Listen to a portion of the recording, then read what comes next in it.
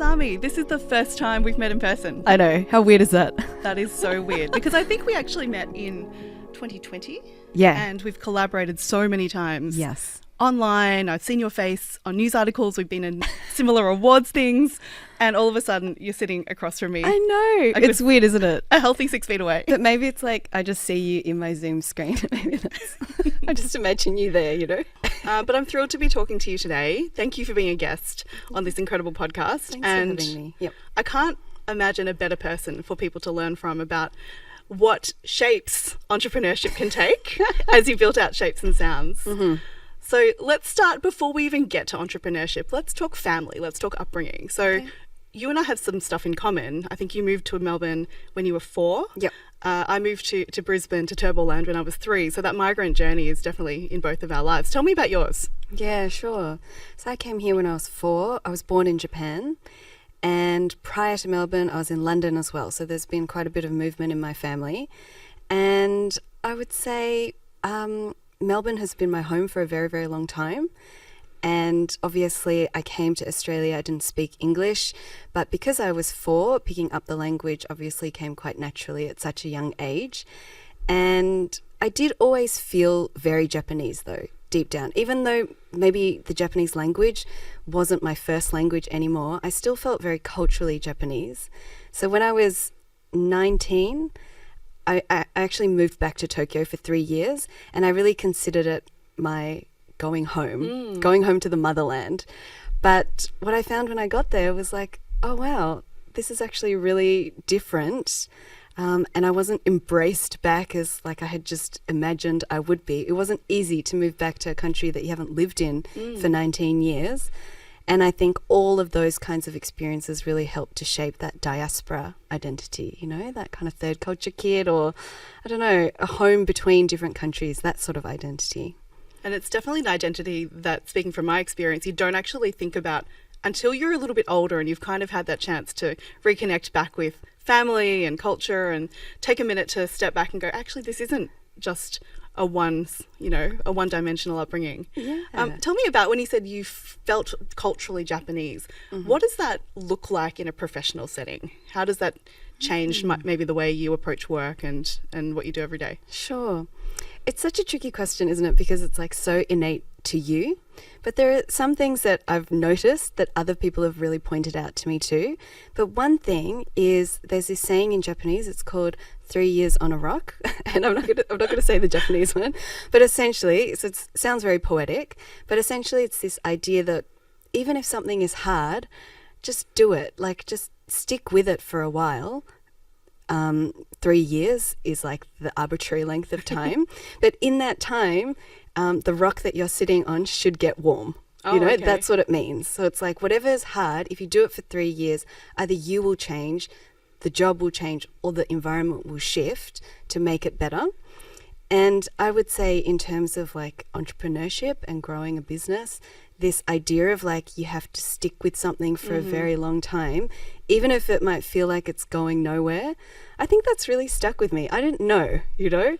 But it is interesting because when we do talk about entrepreneurship and startups, there is this narrative that comes through about move fast and break things. And it's very opposite to this patience, this grit, this perseverance. Yeah. And so, you know, given that that was one of the things that you're intrinsically it's part of your character, when you were working before and becoming an entrepreneur, you were a music therapist for quite a while. Yep. So tell me a little bit about that work and sort of how you were able to transition into entrepreneurship. Was there a moment where you're like, this is a thing I'm doing? Or did it casually evolve and all of a sudden you were like, oh, my rock is warm? Yeah, that's a great question. The journey into entrepreneurship, I think, was like, it just kind of happened accidentally. And the accident that happened was that I was working as a registered music therapist in an acute and crisis service here in Melbourne, working with young people experiencing probably like the worst trauma that they'd ever experienced. And it was in that experience that I started to just have this weird sense that there were, firstly, not many young Asian people coming through into the service, but when they did, they seem to be disengaging or just kind of slipping through the cracks or just not having the same kind of outcomes as other young people in the service. And every time I would bring this up to my management, they'd be like, okay, let's get more interpreters and let's translate more documents to help these young people. And then I was just so confused. I'd be like, I feel like the kids are speaking English though. It's not necessarily like a Band-Aid solution, technical problem to solve. There's something more intrinsic underlying, right? So when it comes to mental health services, I think language services and translating documents is really important, but there's something else that we're missing, and that's that piece around cultural responsiveness and understanding how culture and race and immigration, how all of these factors play into people's mental health. And I really noticed that being missed.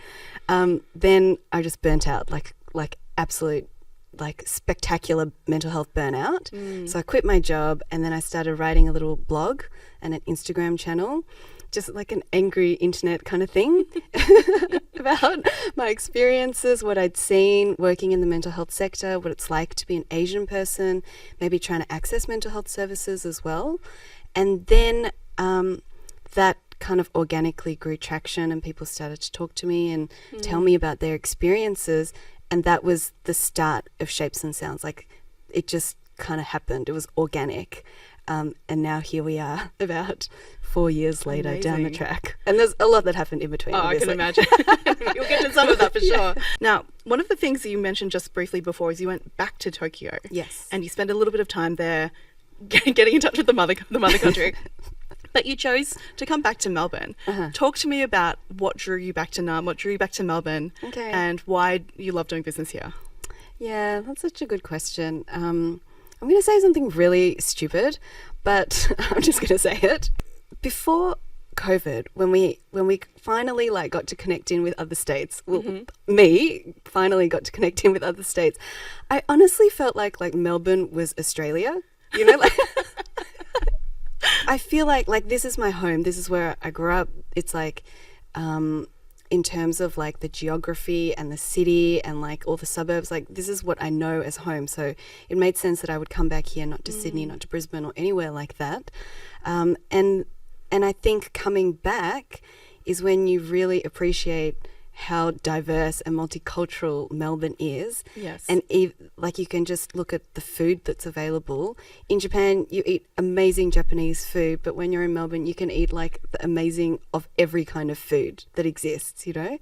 And so it's this beautiful mix of people, and it's just really nice to see that. Nice is not a very good word, but just so beautiful to see so much diversity, I guess. Absolutely. I mean, I know melting pot's thrown around a lot, but really when you travel the world and you see different countries and cities, what you can eat down any alleyway or street in Melbourne is incredible. And I think that melting pot of diverse perspectives really helps the community get together and support each other, which is obviously what you were doing with Shapes and Sounds, bringing community conversations together, letting people see that they weren't alone. And so I might just ask you, when you were starting your entrepreneurship journey, did you reach out to other groups? How did you get your initial support? Or were you kind of in your lockdown cave with your hoodie on, just doing it yourself?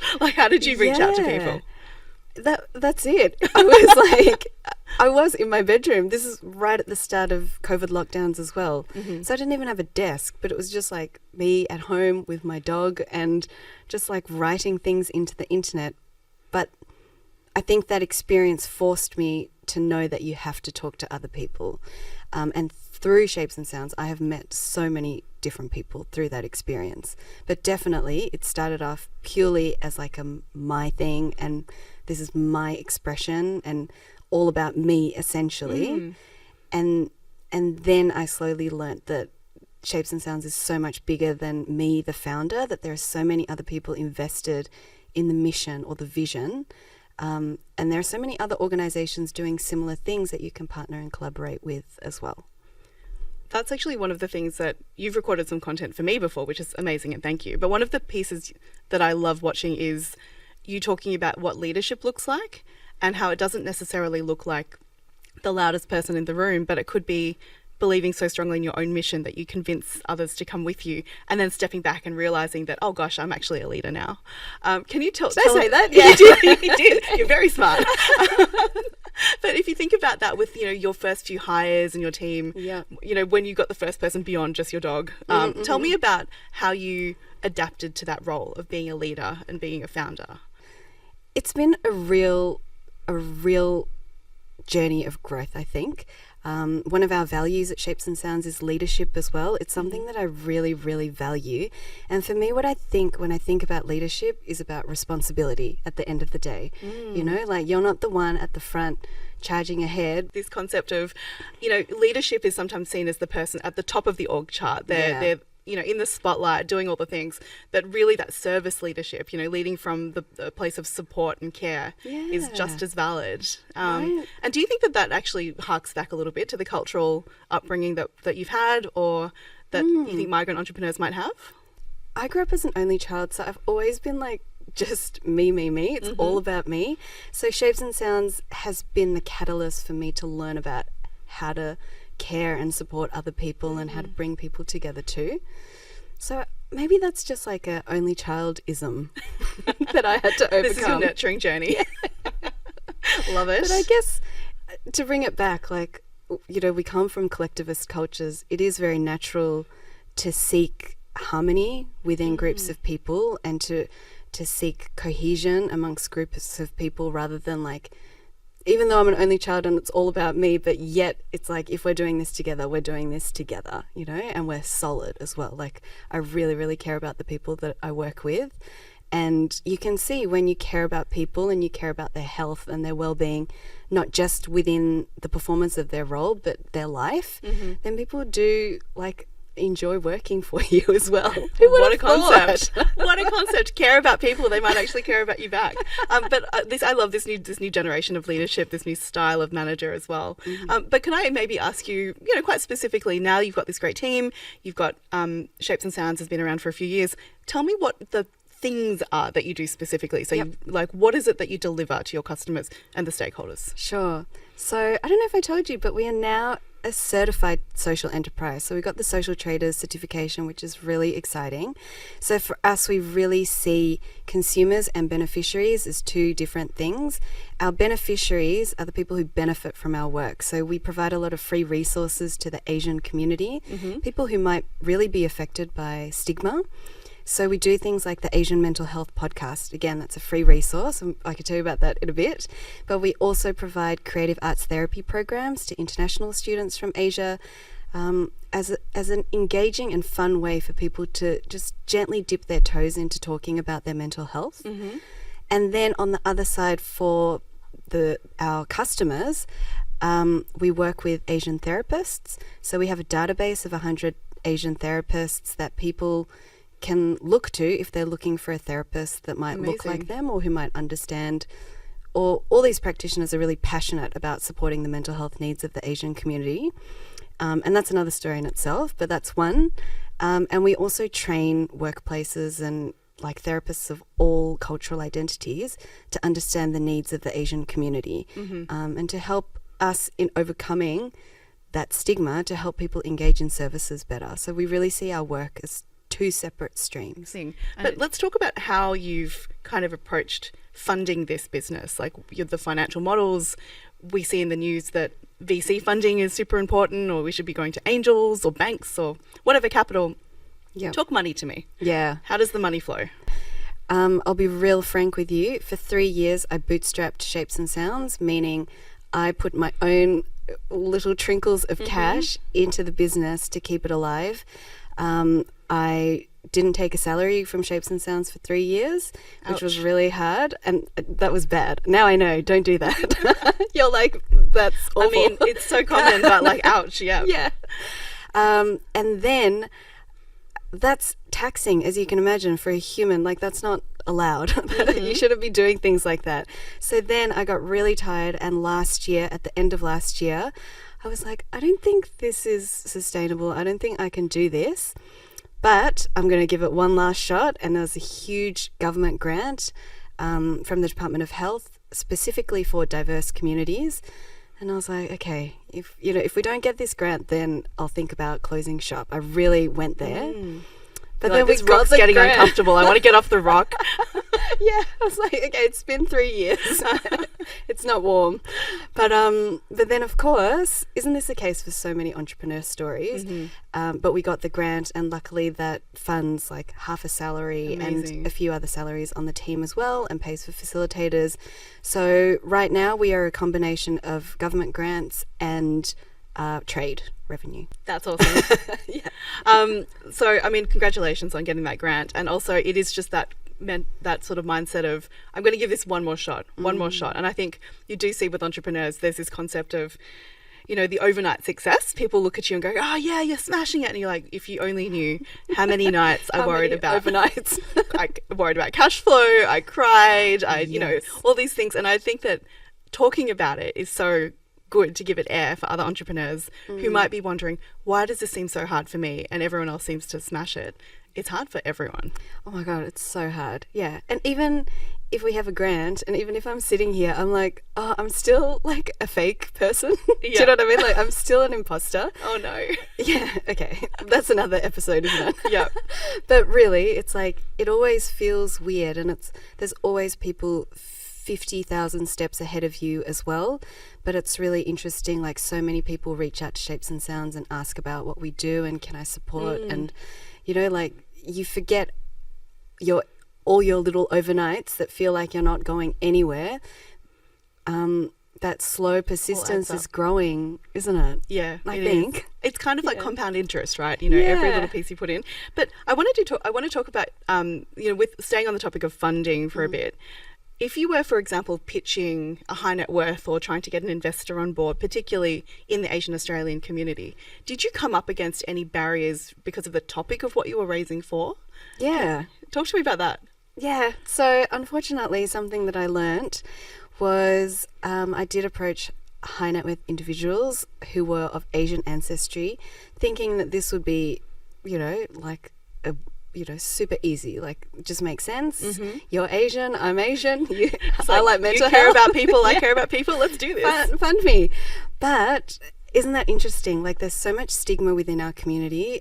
Obviously, that stigma, I would say, is more pronounced in people who are of an older generation as well, compared to the Gen Zs. And they're usually the people that you're going to seek funding. So then there were conversations that were like so uncomfortable because people don't want to talk about mental health. Wow. And then I was like, oh no, what have I done? Like, I don't know where to go with this. So they almost counted themselves out because they didn't want to be associated with the concept of mental health. Yep. That just tells us everything about why your business needs to exist, right? Yeah, that's what I was thinking. It's like, oh, that really validates why we're doing what we're doing. But this is really tricky from a very tangible and practical sense. Yes. And I mean, I would like to say, even though we know VC funding's hard, whatever funding you're going to raise is hard, you still have to ask. You have to put on your humble pie hat and go, I'm going to go out to people and see who's got some cash, see who can back me. And I think lots of entrepreneurs out there find it difficult to put that sales hat on. Yeah. But it sounds like you did a great job. Did I? I don't know. I think I could have pitched it better, maybe like taken a different angle or something. But you got to try, right? And everything that you do, even if you feel like you're failing, like, I think you learn from all of your weird interactions and really awkward conversations. Like, you learn how to message things differently, or you learn how to approach different people, or everything's a learning journey, right? And I mean, we will make wrong decisions. We just have to be kind to ourselves when we do them. Yeah. And learn. And exactly. Now, I want to kind of take this angle of the older generation you mentioned. They might be the ones who are A, high net worth, and B, the most worried about being associated with mental health. And in your work, a lot of the thematics is around family, I've noticed. Yep. So I'm actually curious on a different angle. Does your family have a reaction to you not only working in mental health but also being an entrepreneur? Because that might not be what they pictured for your career. Did that come up for you at all? I think there's a lot of entrepreneurship within my family. So that side was covered. I think that it's like, okay, if you want to do a business, do it, but make sure you do it well. But I think maybe the mental health side, maybe that surprised people in my family too. It's like, oh, that's interesting. I always thought you were a musician. So I think the idea of being a music therapist made a lot of sense to a lot of people in my family because I've always grown up doing music. But maybe this journey of like creating something that kind of stands for advocacy as well around the mental health needs of the Asian community, maybe that was confusing for people. Maybe I have to have a conversation. Well, I mean, it sounds like, you've done a pretty good job of communicating why you exist and the importance of it. Now, one thing Melbourne is really well known for is its coffee and its coffee culture. Yes. And I heard a rumour that you did the thing where you did the 100 coffees for the 100 people in here. Is this true? I did it, but I don't think I have met 100. Oh, okay. If you know what I mean. So we have more to go. I think I have more to go. But I honestly, at the start of Shapes and Sounds, I met so many people and had coffee with them. Wow. Yeah. And I did. Who told you that? Whose idea was this? One of my mentors, actually, and she's known me for a really long time, and she knows the kind of person that I am. I'm very introverted. Even though I'm a therapist, I don't think I really enjoy talking to people. No, I'm really sorry to put you through this. That came out so weird. But you know what I mean? It's a whole different kind of conversation to go out there and talk about your journey and what you're trying to build. Mm-hmm. So I was like, oh no, do I have to do that? And she was like, yes, you need to go and talk to people. So I really did that. And I did the LinkedIn stalk and connected with lots of random people, asked them for 20 minutes of their time. Always good to ask for 20 minutes, not 30 minutes, I think. That's a good tip. But great tip. That was so helpful, honestly. Just hearing about, even if people were in a completely different field to you, it's nice to know when you talk about something, if something's exciting or if something's sticky, then you'll feel the other person getting excited, and then you're like, oh, I'm onto something here, there's some juice here. Keep going in that direction. Right? It's almost permission to keep going. If you were going to mentor yourself when you first started the business, okay, so put yourself into some time traveler headspace, how would you mentor yourself? What advice would you give yourself back on, I don't know, the first 3 months? Yeah. Do you know what I would say? One is going to take a long time, first and foremost. So don't worry, just 3 years on a rock, just stick with it. But another thing is, I don't think I really knew how much your sense of self-worth and your self-confidence plays into your decision making as a founder or as the leader of a business. Even something as simple as pricing. If you're pricing for a service, that's so subjective. It's so arbitrary. And you only price based on what you think you're worth and your time is worth and what you think your value is to contribute. And I think I would have told myself, but I think it's one of those things that you can only know once you've priced things wrong for a very, very long time. I don't know if you can fast track that. But even things like you make your decisions based on or who you listen to is kind of based on your own sense of self-worth and your self-confidence. And so now I would be go and talk to lots of people, but don't take on people's advice if they're not 10 steps ahead of you, if they're not the kind of person that you want to be. Yeah. They actually don't know anything about you. So understand your own sense of self. Love and that. Hold on to that, rather than just allowing all of these people's inputs to sway you in different directions. There's so much noise that comes at entrepreneurs, the well-meaning advice that gets thrown over the fence. Yeah. And I really like that kind of concept of just because you hear it doesn't mean you have to take it on board. I often tell my students about a concept of a Velcro suit, wearing a suit made out of Velcro, where people throw things at you all day and you have to stand up at the end of the day and brush yourself off just feel and be like, you know what, this sticks, but nothing else does. So that comes down to the sense of self. Now, what's next for Shapes and Sounds? Where would you like to take it? How can the community listening get involved or help you on your journey? Yeah, thank you. Great question. So we do a lot of work for the Asian community. As we said, we provide a lot of free resources, but to fund us to be able to do so, we really focus on training up and capacity building the mental health sector to understand the needs of the Asian community walking through the door, but also to actively try and reach out and find all those Asian people that aren't engaging in their service and to kind of address the stigma that's holding people back. So I think as a call out there, if your organization is based in a location in Melbourne where there is a high percentage of Asian people, but actually you're not seeing that represented within your caseloads or within your client lists, then you need to reach out to us, because we're going to help you understand how to engage those people better and make your practice culturally responsive. And that's a huge shift that we're seeing in mental health work. and it'll take a lot of time, but we're here to support people to understand the community's needs. That's awesome. So really just take a look at your data, making sure that, you know, your community is represented in the work that you're doing. And Shapes and Sounds is the place to go for those resources and education. Now, it has been an absolute pleasure sitting on a rock with you for this last little while. I hope it's warm. Yeah. I've learned a lot from you. If you still have place on your coffee roster, I would love to take you out for a coffee sometime. That would be amazing, Jeanette. Thank you so much.